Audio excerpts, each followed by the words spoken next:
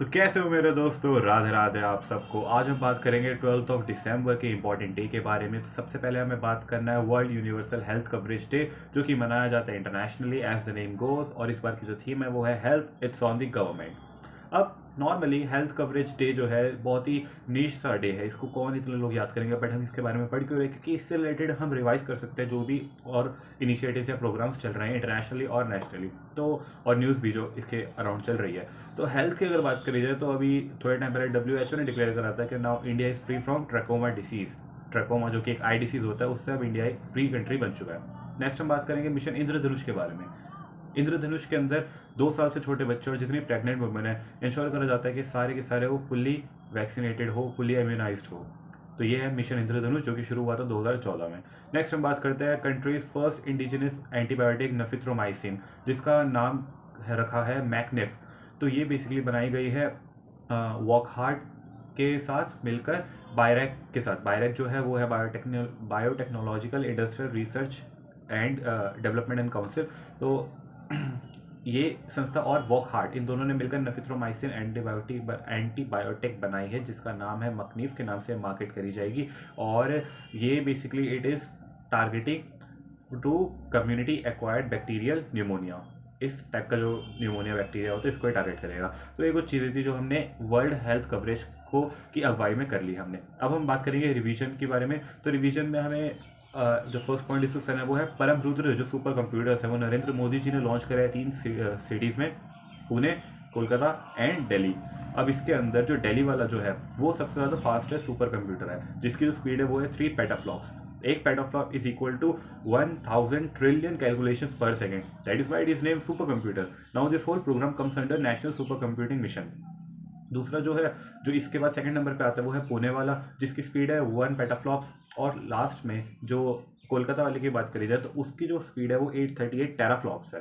तो ये जो चीज़ें आपको नंबर से याद कर रखने की जरूरत नहीं, बट आपको ये पता होना चाहिए कि पेटाफ्लॉप क्या होता है, क्योंकि ऐसे क्वेश्चंस आ चुके हैं एग्जाम में, तभी मैंने इस चीज़ स्पेसिफिकली पिक करी है। और इसके अलावा पता होना चाहिए कि फास्टेस्ट कौन सा है और स्लोएस्ट कौन सा है, थोड़ा एक आइडिया होना चाहिए इनके बारे में। इसके बजट की बात करी जाए तो 130 करोड़ का इसका बजट था। अब हम बात करते हैं नेक्स्ट इसके बारे में। तो जो सेकेंड इंडिया का शुगर एंड बायो एनर्जी का जो मीटिंग हुई है वो हुई थी न्यू दिल्ली में। इसके अलावा जो हमारे पास एक वो बन रहा है centre of excellence for gaming animation visual, ये वाला जो है वो बन रहा है मुंबई के अंदर। अब बात करते हैं नेक्स्ट न्यूज़ के बारे में। वो अमेजोन ने साइन किया MOU with ministry of labour and employment के साथ, कि अगर कभी उनके अमेजोन की कंपनी में कभी अगर जॉब पोस्टिंग निकल जाती है तो वो ministry of labour and employment की जो नेशनल करियर सर्विस पोर्टल है वहाँ पर इसको उसकी ऐड दे सकते हैं। नेक्स्ट हम बात करते हैं कि BCCI board of cricket control council of India जो है उसका उनके जो सेक्रेटरी हैं, अब पहली बात तो उनको रिप्लेस कर दिया गया है देवजीत सकाये के द्वारा, बिकॉज जो उनके सेक्रेटरी जय शाह जी है वो इंटरनेशनल क्रिकेट काउंसिल के अब चेयरपर्सन बन चुके हैं। इसने ऑफिशियली अपना नेशनल क्रिकेट अकेडमी का सेंटर ऑफ एक्सीलेंस खोला है बेंगलुरु के अंदर। नेक्स्ट हम बात करेंगे आज की न्यूज़ नटशेल के बारे में। तो डिपार्टमेंट ऑफ एटॉमिक एनर्जी ने ये अनाउंस करा है कि उनका जो अभी, क्योंकि पार्लियामेंट सेशन चल रहा है तो क्वेश्चन आंसर्स होते हैं उसमें, तो डिपार्टमेंट ऑफ एटॉमिक एनर्जी ने बताया कि लास्ट 10 ईयर्स में जो उनकी न्यूक्लियर एनर्जी की कैपेसिटी है वो डबल हो चुकी है, और and also they are projecting के 2031 एंड 32 तक उसको ट्रिपल भी कर सके। अब ये जो डबल हुआ उसके नंबर के बारे में अगर डिस्कस करें तो 4780 मेगावाट्स था 10 साल पहले, और अब हो चुका है वो 8180 मेगावाट्स। तो मैं तो इसको डबल नहीं मानता, क्योंकि डबल होता है तो वो 9400 समथिंग हो जाता है, और 1300 का डिफरेंस है, छोटा मोटा डिफरेंस नहीं कि आप बोल दो कि हाँ लगभग डबल है, बट सन होगी ये चीज़ है, डबल कर दिया गया है और इसको प्रोजेक्ट करा गया कि इसको ट्रिपल करेंगे 31-32 तक। नेक्स्ट हम बात करेंगे इन्वेस्ट इंडिया ने MOU साइन किया है ताकि डेवलपमेंट हो सके नॉर्थ ईस्ट रीजन में। अब नॉर्थ ईस्ट रीजन की अगर बात करी जाए तो उसके लिए तो अपने आप एक मिनिस्ट्री है, ministry for development of north eastern region. इसके अलावा हमारे पास एक स्कीम है PM divine, PM development in north eastern region, ये उसका भी नाम है। तो बेसिकली उसके लिए हमें उसके बारे में एक अष्टलक्ष्मी करके भी हमने एक न्यूज़ डिस्कस करी थी, तो उसके लिए हमें खास ध्यान तो रखना ही है। बट इसमें इन्वेस्ट इंडिया क्या है? इन्वेस्ट इंडिया 2015 में शुरू किया गया था, और उसके अंदर ये था कि किस तरीके से हम फॉरेन इन्वेस्टमेंट्स को अट्रैक्ट कर सके। अब फॉरेन इन्वेस्टमेंट्स जो है वो किसी भी फॉर्म में हो सकता है, वो इंडिविजुअल हो सकता है, वो एक ग्रुप ऑफ पीपल हो सकता है, वो एक कंपनी हो सकती है, वो एक डायरेक्ट गवर्नमेंट हो सकती है, वो ऑर्गेनाइजेशन हो सकती है, वो बैंक हो सकता है। किसी भी तरीके की इन्वेस्टमेंट जो कि इंडिया में हो सके, जिससे इंडिया को डेवलप करा जा सके।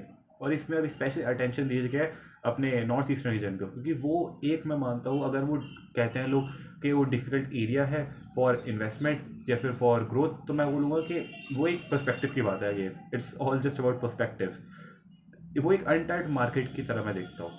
वो एक ऐसी जगह है जहाँ पर ज़्यादा लोग अभी वो देख ही नहीं रहे हैं। तो आप एक फर्स्ट मूवर एडवांटेज ले सकते हो एक ऐसी जगह का, क्योंकि अगर उसमें अच्छी खासी इन्वेस्टमेंट हो जाए तो कोई भी चीज़ आप डेवलप तो कर ही सकते हो। आप देख सकते हो कितने सारे क्रिकेटर्स हैं, कितने सारे एक्टर्स हैं जो आजकल इतने ज़्यादा ब्यूटीफुल लगते हैं, लेकिन अगर उनकी पुरानी फोटोज़ देख लो तो आपको पता चल जाएगा कि यार पैसा भाई शक्ल तो सही कर ही देता है। इसी तरीके से कोई भी जगह है कितनी ज़्यादा गंदी हो, उसको अगर आप उसमें इन्वेस्ट करोगे तो डेफिनेटली वो डेवलप होगी, वहाँ के लोग डेवलप होंगे, तो उसी तरीके से आपका ही प्रॉफिट जनरेट होगा इन दी एंड। तो मेरा तो यही पॉइंट ऑफ व्यू है। नेक्स्ट हम बात करेंगे RBI survey of professional forecasters, SPF जिसको बोलते हैं, जिसमें बहुत सारे जो लोग होते हैं जो अपना फोरकास्ट देते हैं पर्टिकुलर ग्रोथ के बारे में, तो उसी का ही एक सर्वे होता है। तो इससे पता चला है कि जो हमारा इस साल का फाइनेंशियल ईयर 2025 का जो ग्रोथ फोरकास्ट है वो होने वाला है जीडीपी का 6.1% से 7.7%, which is still I guess pretty good as compare to the recent developments that have been happening around the world. और जो नेक्स्ट ईयर है 2026 का जो फाइनेंशियल ईयर है उसका अगर बात करी जाए तो उसमें थोड़ा सा कम है, 6.0 से 7.2% की रेंज हमें मिली है। अब ऑब्वियसली अगर हम बात करें कि जो हमारे बहुत सारे अभी टॉप इंस्टीट्यूशंस हैं जिन्होंने फोरकास्ट दिया है जीडीपी का, जो कि कम हो गया क्योंकि आरबीआई ने भी कम दिया है इस बार, 6.6 कर दिया। पहले ये भी 7 और 7.2 के आसपास हम घूम रहे थे, बट अब 6.6 आ गया। इसका मतलब ये नहीं है कि हमें कॉन्फिडेंस नहीं है हमारी इकोनॉमी पे, बट एक रियलिटी चेक की बहुत ज़्यादा ज़रूरत होती है। जस्ट लाइक आप एक एग्ज़ाम का मॉक दे रहे हो और आपके नंबर कम आते हैं, या फिर आपके नंबर घर पे बैठे मॉक्स में बहुत अच्छा आ रहा है बट एक्चुअल एग्ज़ाम में कम आ रहा है, तो मैं तो एक्चुअल एग्ज़ाम को एक मॉक मानता हूँ। तो उसमें आपको ये रियलिटी चेक मिलता है कि आप कितने पानी में थे, आपसे क्या गलतियाँ हुई है और एक्चुअली में क्या आपका स्टेट है उस टाइम, कौन से लेवल पर आप कुछ स्टैंडर्ड पर हो। तो उस टाइम आपको उसको एक्सेप्ट करना है, बिकॉज एक्सेप्ट अगर करना, मेरे को लगता है अगर किसी ने एक्सेप्ट कर ली ना अपनी चीज़, तो वो बहुत ज़्यादा लाइफ में आगे बढ़ सकता है, क्योंकि एक्सेप्टेंस के बाद आता है करेक्शन। जब आप उसको करेक्ट करते हो तो आप ग्रो करते हो।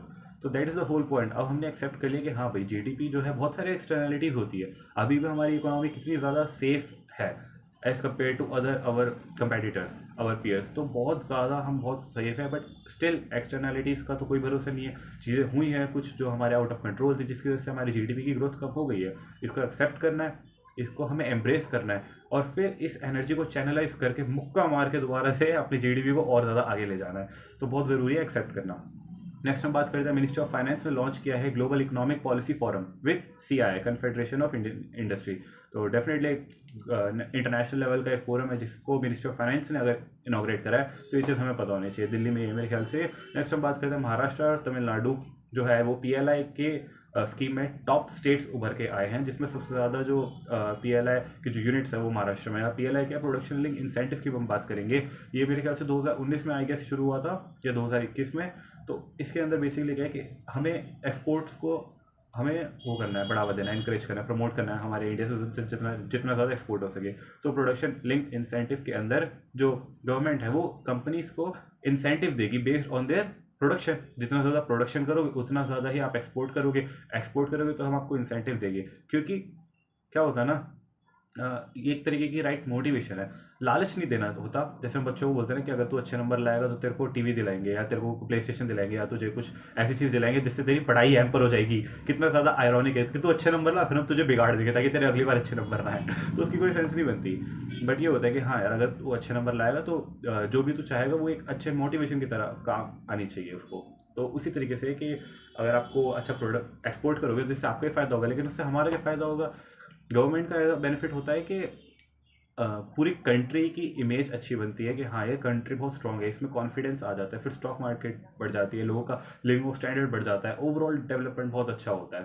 ताकि फिर जो गवर्नमेंट है वो फ्रीबीज ना बांटे, जिस तरीके से अभी कल भी हमारे चैनल में जो द कूल स्कूल चैनल है टेलीग्राम पे, उस पर एक बहुत अच्छा पोस्ट था कि नेशनल फूड सिक्योरिटी एक्ट के अंदर जो फ्रीबीज बांटी जाती है, कब तक बांटी जाएंगी, कब तक हम लोगों को बिल्कुल ही एम्पावर नहीं करेंगे, कब तक हम उन्हें फ्रीबीज ही देंगे, और कब वो दिन कब आएगा जब उनको इंडिपेंडेंट बनाएंगे ताकि वो खुद अपने वेलफेयर के लिए सोचे, खुद उनको एक लाइवलीहुड प्रोवाइड करे। बहुत सारे मिशन चल रहे हैं, but question has to be asked ना कि कब तक ये चलेगा। तो हमें उनको सेल्फ रिलायंट बनाना है ताकि वो खुद अपनी इंपॉर्टेंट चीज़ों पे ध्यान दे सके, ताकि गवर्नमेंट जो है वो वहाँ पे एक्सपेंसेस अपने कम कर सके और जो ज़्यादा ज़रूरी चीज़ है वहाँ पर ज़्यादा अपना एक्सपेंडिचर कर पाए। नेक्स्ट हम बात करते हैं खेलो इंडिया विंटर गेम्स के बारे में। तो खेलो इंडिया विंटर गेम्स जो है वो जनवरी में लेह में होने वाली है और फरवरी में होने वाली है गुलमर्ग में गया हूँ, बहुत सुंदर जगह है, ले भी जाना है किसी ना किसी दिन। खैर, बात करते हैं लास्ट ईयर का जो विंटर गेम्स था खेलो इंडिया, उसके जो मैस्कॉट थे वो थे स्नो लेपर्ड। अब देखते हैं इस साल का कौन होने वाला है मैस्कॉट। चलिए, thank you so much for listening to me. आज के लिए बस इतना ही। कोई डिस्कशन हो तो कूल स्कूल पे डाल देना और बस कल मिलते हैं। I am proud of you.